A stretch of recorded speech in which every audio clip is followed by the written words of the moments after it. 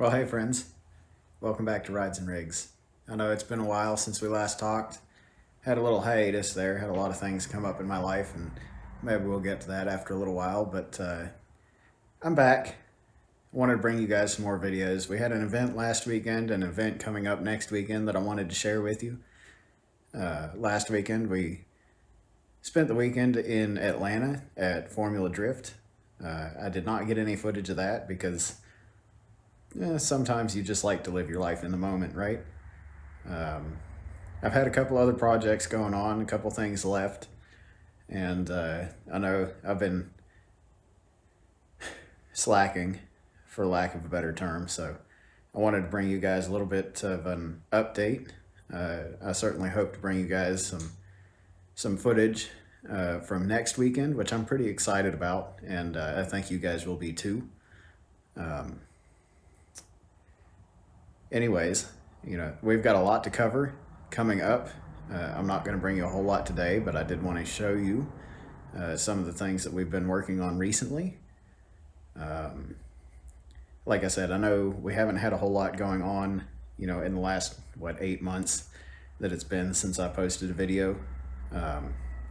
Well, I have had a lot going on. You guys maybe have not seen a lot of it. So without further ado, let me show you our newest project that I started and kind of got ahead of myself on without sharing anything with you guys. I did have a little woodworking project going on, and I still need to clean up from all of that. I've got some other stuff going on here from one of the other projects. The bike is still hanging out over here. It's been waiting very patiently for a ride this year. But here's the big one. This is the 2000 Ford Mustang that I picked up. It was a V6 auto car. We're not going to leave it that way. I've already stripped the interior, and you can see this Kirky seat that I've put in here. I've got some custom brackets that were made for seats on both sides. We've got a lot to go over with this car. I'll tell you what our plans are, what we've got coming up, and kind of where we're going to go from here, what our timeline is. Right now, we've got 315 30 18s on the rear. These are Toyo Proxys R888Rs on XXR wheels.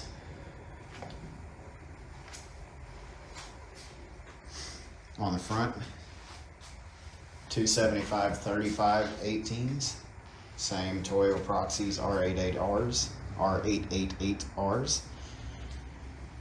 And really not much going on in the engine bay here. Not yet. That's one of my high priority to-do list items. You can see we've got a QA1 tubular subframe, brand new steering rack. We've got some QA1 strut tops here to go along with the QA1 coilovers that are in the car. The garage is an absolute mess right now, but I need to get that cleaned up. I was trying to get that done this weekend. You can see I did not. My little woodworking project was a success. I did spend a little time cleaning out the bedroom to make room for that project, and I'll show you that here in a little bit. But we need to get back over here and get this bench cleaned off. We've got plenty of stuff over here that we still haven't accomplished for the Camry. Still have some parts over there for the Tundra that need to be taken care of, and I've got a couple more parts over there for a 2004 Honda Pilot, which you guys have not seen yet. Not much has changed over here. Ken always watching over us in the garage here, making sure that we do everything right. The boat engine is waiting patiently. You guys haven't seen that one yet either, but you know, we've got a pretty good mess over here. There's a bunch of stuff behind the Mustang, interior pieces that came out. I need to get rid of all of that, make some room in here. Of course, you can see just how dusty this thing is. Obviously, I did start on this project, and I worked pretty hard at it there for a couple of weekends. We've got a long way to go. I think our next step is going to be getting the engine into the engine bay so that we can build our engine mounts. That tubular subframe from QA1 is for an LS, or the mounts that they supplied with it that I ordered are for an LS engine, but that's not what we're going with. They also offer mounts for the Coyote swap and oh shoot, I don't remember what the other one was. It's another Ford motor, but we're not going to do that. So let's we'll talk about this a little bit more here in just a minute. I've got some pictures to show you the progress that we've made, the things that we've done. I can tell you that right now, as the car sits, we've cut about 510 pounds out of it between the suspension changes, the interior coming out. Everything was weighed, and I'm pretty happy with where we're at so far. Like I said, we do have a long way to go, and we'll talk about that more here in just a minute. All right, here we go. Shortly after my last videos, I did get the AE86 out for just one drive around town. Since I've picked up the other projects, it's only been moved in and out of the garage and around the driveway. Since the Mustang showed up, it's been displaced from its place in the garage. Maybe one day soon I'll have a bigger space to keep all my toys in and have room to work on them. We did have some big changes. The diesel Suburban ended up going to a new home where the new owner is really appreciating it and giving it the attention it deserves. I wish I could have fulfilled my own dreams with that truck, but it just wasn't meant to be with my schedule and the other projects. As much as I love that truck, I do appreciate how much the new owner is enjoying it. As the Burb left, I picked up this 2004 Honda Pilot to fill in for some of the duties that truck was responsible for. This rig was in a little fender bender and needed a new core support hood and fenders. The front bumper cover and grille probably should have been replaced, but I haven't been bothered to do that yet. Since acquiring the Pilot, I have replaced the damaged bodywork, radiator, and condenser, headlights, and a variety of other parts. As you can see, it also sat for a while before I dragged it home. I have also replaced nearly the entire steering and suspension and pads and rotors all around. Since I neglected to replace the bumper and grille, I did pick up a hot stapler and decided to try my hand at stapling the front end plastics together. It didn't come out perfect, but it is better than it was, and that was good enough to drive it around. I had the windshield replaced and removed the grandpa steps because I'm not in my 70s yet. The verdict is still out on how long the Pilot will be around. I was hoping to turn it into the new family hauler, but the surprisingly low fuel economy does put a hurting on the pocketbook. Now, on to the big one. Since the end of the Lexus tube chassis car, we had an impressive stock of SN95 Mustang parts, so rather than trying to sell off a bunch of brand new parts, I decided to have a look on Marketplace for a shell. I found this 2000 Mustang shell for a pretty reasonable price and went and scooped it up. I strongly prefer the new edge body style, so I was pretty happy about this find. My impatience had me putting the rear wheels on right off the bat, mostly wanting to see if the big 315s were going to fit in the wheel wells. And the same day, I ordered this QA1 tubular subframe, which was one of the parts I had to buy, one of the only parts I had to buy to get to where we're at now. Just the next weekend, I had the car up on jack stands and started stripping the front end and engine bay. Since the car was a roller when I picked it up, it was very easy to clean out the engine bay and drop the subframe. A short time later, the new subframe was installed, followed by the QA1 lower control arms, racecraft drop knuckles, QA1 struts and caster camber plates, and these monstrous Willwood 14-inch 6-piston front brakes. My dog Tucker was supervising and checking out the interior.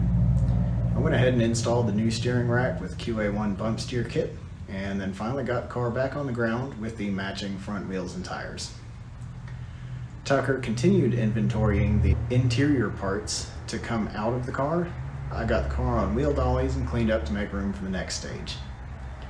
As the next weekend rolled around, I started stripping the interior. Honestly, I expected a bigger battle from the interior, but ultimately it didn't put up too much of a fight. I ordered these Team Z seat mount brackets meant for Kirky seats, and got one installed temporarily so that we could start laying out for our roll cage and dashboard build. Tucker wasn't impressed with the lack of padding in the car at this point, but saw fit that he supervised regardless. That was the end of my adventure for the weekend, and we were waiting on parts again. As the next weekend rolled around, my QA1 coilover tops were delivered, and I took a few minutes to install the rear coilovers and start getting an idea of the stance this car would take on. The altitude adjustment definitely made a big difference in the attitude of this car. Our next step was floating the engine in the engine bay to start mocking up our engine mounts, but I got sidetracked for a few weekends with this shoe rack project, which is ultimately what made a terrible mess of the garage and has put me off the project ever since. So then, what are we doing with this car and what's to come?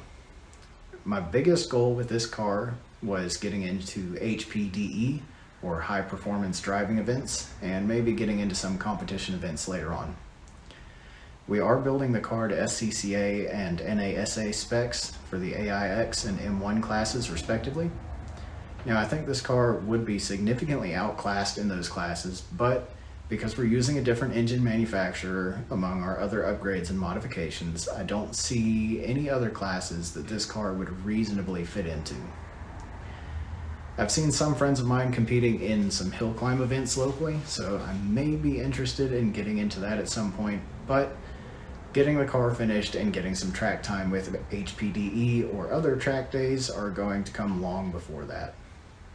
Now, what engine is going to power this car? The engine that we have sitting around that we intended to use to shake down the Lexus is this mildly built 305 that I pulled from a swapped S10 that I had years ago.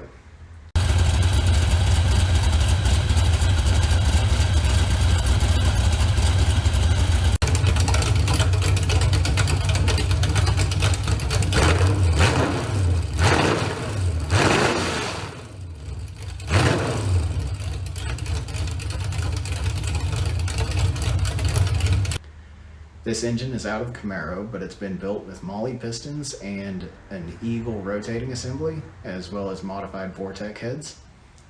I don't know if this will be the permanent engine for this build. Considering the typical life cycle of race cars, I'm going to say it's unlikely.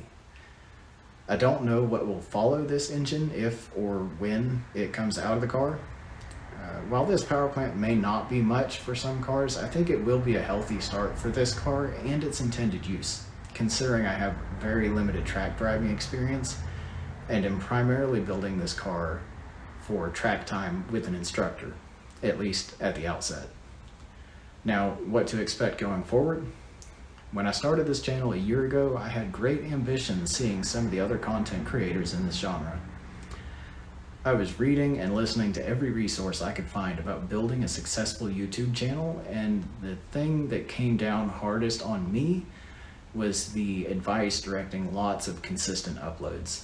And with a wife and 2 young kids, one of which just turned a year old, on top of my other responsibilities and an 80-hour-a-week job, I quickly got burned out trying to shoot and upload a video every week. Now that I've had my hiatus and am getting motivated again with Car Guy season warming up, I am excited to be bringing you guys some content again. I think I've tempered my expectations for this platform and my ability, and will be able to produce content again, but I'm not going to push myself to upload every week for my own patience and sanity. Not to mention, I don't always have something to post and found myself fighting to create something regardless. As you can see, I have plenty of work ahead of me, not only with this car, but with my other projects, and I hope to bring you some content from some of the other adventures and events that we explore. Anyways, welcome back, friends. I hope you'll stop by again soon. As always, if you enjoyed this content and would like to see more like it, please like and subscribe. And please leave a comment down below to let me know how I'm doing. By the way, I ordered some of these stickers. If you would like one, I'd love your support for the channel, so just reach out to me and we'll see about getting one coming your way. Thanks for stopping by, and we'll see you again soon.